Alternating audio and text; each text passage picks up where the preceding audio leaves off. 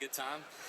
We've created a nice following, and we just know there's a lot of other golf addicts out there like us. So it's been fun. You guys live in the mecca of golf at Augusta, and you told me that you guys did 12 shows, didn't let anybody hear it, practiced for a long time before you guys started this. So what's the goal with the Tour Junkies podcast? Man, Pat and I are just regular guys with regular jobs and families and kids that just love golf. And we were sitting around, and Pat was like, "We should start a podcast." And I said, well, let's do it and actually do it and follow through and execute. So we practiced for 12 weeks. We did research. We reviewed golf courses and golfers, We messed up a lot. We did mess up a lot. I've been doing this for 2 years and mess up every day, bud. It's actually that's the art to this. Mess up all the time. Yeah. People they get really interested in you when you're messing up. Yeah. That's exactly right. So tell me. When someone listens to your podcast or watches your podcast, what are they going to get that they won't otherwise get somewhere else? We hope that they just get that they're entertained. There's a lot of golf podcasts out there that are kind of stiff and stuffy, and we want the game to be fresh, and so they're going to get a lot of research on the upcoming course this week. Sometimes we'll have the head pro on from that golf course from time to time. We've done that. They're going to get some guest interviews, and they're going to get just some guys having fun. We jab at each other a good bit, and we're just having a conversation. Mostly he jabs at me, but that's kind of true. Well, you guys have had some great guests on. Yeah. We have. Talk a little bit about some of the PGATour players that you we guys have. had Well, actually this week we had John Peterson on, and he is absolutely a riot. I mean, he is. If you follow him on Twitter, you know what I'm talking about. Yeah. He was great, and last week we had Scott Brown. He's actually leading the tournament out at Torrey Pines. Good old Aiken boy. So he is, and so he was a good guest. And you've taken full credit for that, right? After being with the Tour Junkies, it immediately enhances your game? Well, actually, we have a little theory why he's doing so well. There is a story there. So we told Scott on the podcast, and you can go back and look at this a couple episodes ago, that there is such phenomenon called the Nappy Factor. And the Nappy Factor comes into play when a golfer has a baby. The first event that they play after, we've seen golfers do really well. This has happened before. It's proven. It's a science, right? So we told Scott about this, and Scott was like, well, man, I hope that works out. But, Torrey Pines is not a golf course for me. He said, I don't like playing the courses. Never made the cutout there. Right. Don't like playing the courses where the bombers have an advantage. I don't hit the ball that far, so it's really not my course. And so on our show this past week when we had John on, we were like, listen, Scott may do well, but the only reason you would take him is the Nappy Factor, because statistically he does not do well for your fantasy team.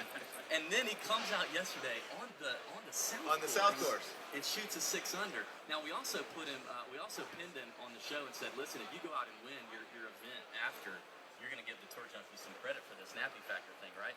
And he's like, yeah. So no one is pulling harder for Scott Brown right now than Allison Brown. I'm writing it down now as we speak, the Nappy Factor. Why didn't I talk to you guys earlier in the week? Why is he not on my fantasy team? I didn't realize the Nappy Factor. We don't have enough of him. We have a little bit of him, but not enough. Yeah.